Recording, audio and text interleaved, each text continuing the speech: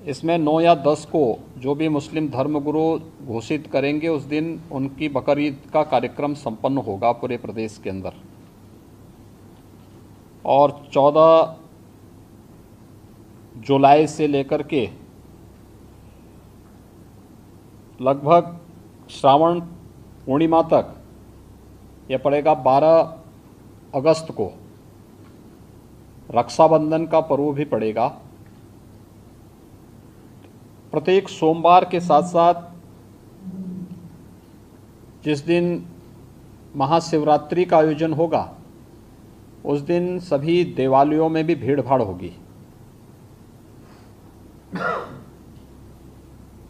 31 जुलाई से लेकर 12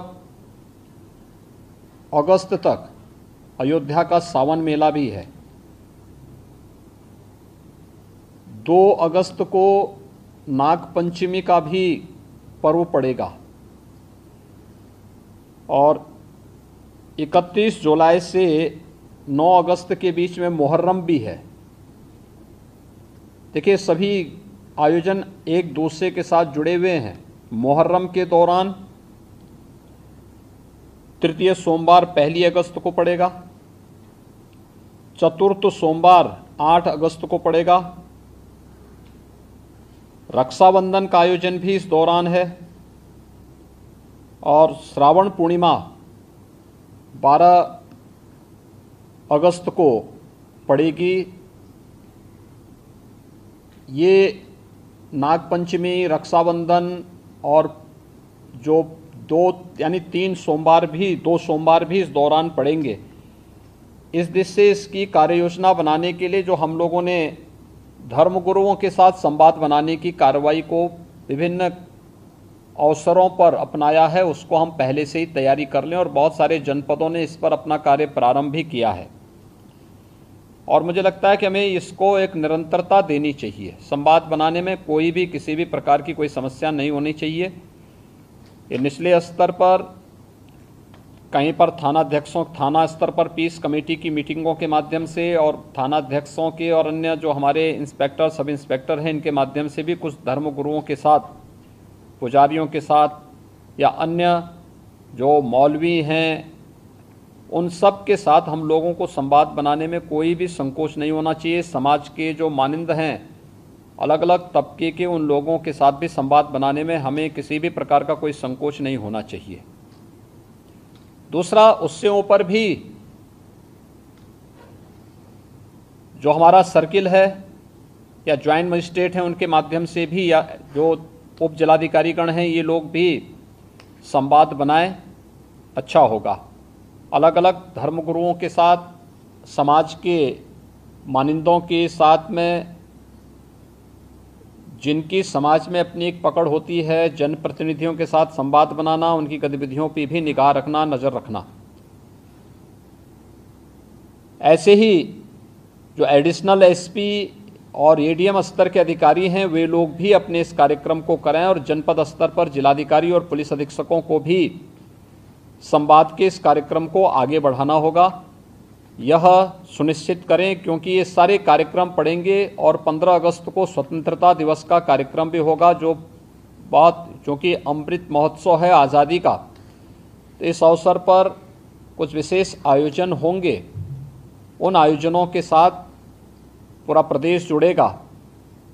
तो जितने भी ऐसे तत्व हैं जो एंटी सोशल हैं, एंटी नेशनल हैं, वे कुछ न कुछ गड़बड़ी करने का प्रयास करेंगे, माहौल को ख़राब करने का प्रयास करेंगे। इसलिए सतर्कता और सावधानी, इसके लिए संवाद हमारा महत्वपूर्ण है और संवाद के माध्यम से इसके समाधान का रास्ता निकालना, इसकी समीक्षा रेंज स्तर पर, कमिश्नरी स्तर पर, जोन स्तर पर निरंतर होती रहे।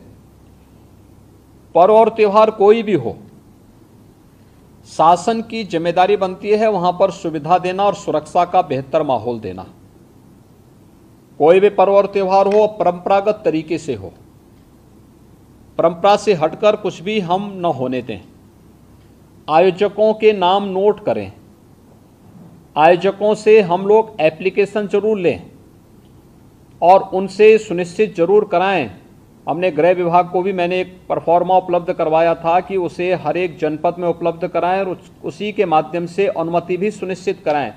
शर्तें जोड़िए उसमें कि वह कहीं भी शांति को भंग करने वाली व्यवस्था, कोई भी ऐसा बयान नहीं देंगे, कोई भी ऐसा कार्य नहीं करेंगे जिससे शांति व्यवस्था भंग होती हो, या किसी जाति, मत, मजहब, वर्ग, संप्रदाय या किसी भी अन्य उसकी भावनाएं आहत होती हैं, कोई भी इस प्रकार की बयानबाजी न हो।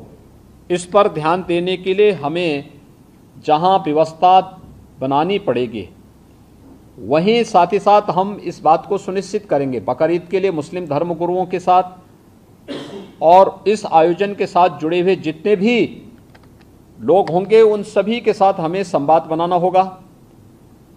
कावड़ यात्रा के लिए भी हमें कावड़ संघों के साथ, कावड़ संघ हैं बने हुए हर एक जगह, उनसे भी संवाद बनाना पड़ेगा। अगर हम उसी स्तर पर संवाद बनाएंगे तो बाद में जब ये भीड़ इकट्ठी होती है तो उस समय समस्या नहीं खड़ी होती है, तब ये कार्यक्रम एक रूटीन का हिस्सा बन जाता है, फिर उसमें कोई समस्या पैदा नहीं होती है। इसलिए उन सभी चीज़ों को हमें पहले से ही एक संवाद बनाकर करना होगा। मुहर्रम के अवसर पर भी मुहर्रम से जुड़े हुए जो अलग अलग ताज़िया लेकर के जाते हैं उनके साथ पहले से संवाद होना चाहिए।